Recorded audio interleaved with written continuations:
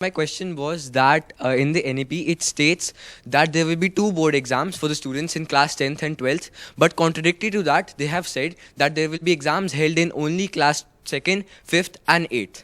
So they're saying that they're putting the children into the habit of having exams on yearly intervals, but immediately after they come into the class 10th they are being put into the habit of having exams every two times in 1 year. So how are they going to adapt according to this? Okay, so you're saying it is a pressure box for a pressure situation for kids. Go ahead. Some of the other children also had a point of view. There are already a lot of exams in school, be it periodic assessments or be it tuition exams. And already there is a lot of pressure provided by teachers in schools, by parents, by tuition teachers. So I guess making it one board at the end of the year would be better for the students as well. Okay. Anyone else? So as we know that two boards would be held in a single year, so it means that the complete syllabus should be done in a short span of time. Right. So it would put the kids and the teachers both in very much pressure, so they would not be able to complete it. Okay, so you're saying there'd be a pressure to complete the curriculum. You also had a question. According to me, there's a lot of stress within the students of their tuition teachers, their school teachers, their parents, and the expectations their parents or teachers have from them. So until and unless they do not have a great resilience quality, maybe, they would not be able to manage all the stress, and in the end, it will probably affect their mental health as well. All right. We have a class 12. You're a class 12 student as well. You had a point of view. So as we know, class 12 students have to prepare for the CUET exams now. Yeah. So first the board in September, then in March, and then for the CUET preparations. That's too much pressure and a tight schedule for us. So that's not apt. Okay. You also had a point. Is this wise to have two board exams in 1 year? Like, is it wise to manage So them? you all are all stressed about the two board exams, but there's also the flexibility of choosing between the best marks. So there is something in it for everybody, I guess. But I think the first reaction really clearly has been that students are pretty stressed on how they're going to navigate these two board exams.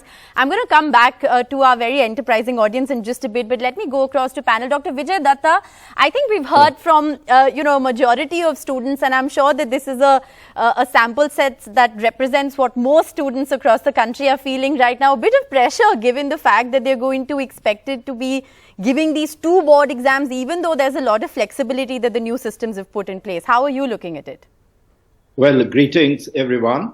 First of all, let me tell you that there's not going to be too many exams. The school principals will definitely look at reducing some of your periodic tests and unit tests.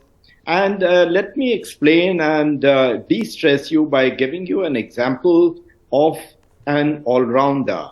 If he is to be assessed for his performance over the year based on one test that he plays, 1 day match that he plays, or he gets two chances of, say, 2020, he gets two chances to bet twice and then to choose which is better of the two. Which would be of the two situations better, where he gets two chances and where his score is better, he retains that score. So how you look at the thing makes all the difference. It's not about just the students. In fact, it's the test of the entire teaching learning transaction. Right. And even the teachers and the principals would like students to do well and be not stressed. We like to assess, not make an assessment of learning, but assessment for learning. So we would know where we need to improve ourselves, where children find it difficult. So it is not to be stressed about at all. That's what I feel. Okay. I think, what you've said will hopefully resonate with a lot of our students over here who are clearly at the moment, not looking at the flexibility. Nobody's even actually spoken about, the different streams that they're going to allow to be choose from. They're just so stressed about the fact that there's one more exam that's been added to the calendar.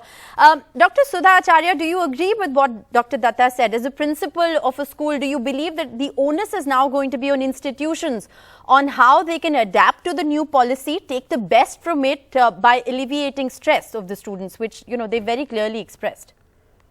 Good evening. Of course, I agree with Dr. Vijayadatta, what he said.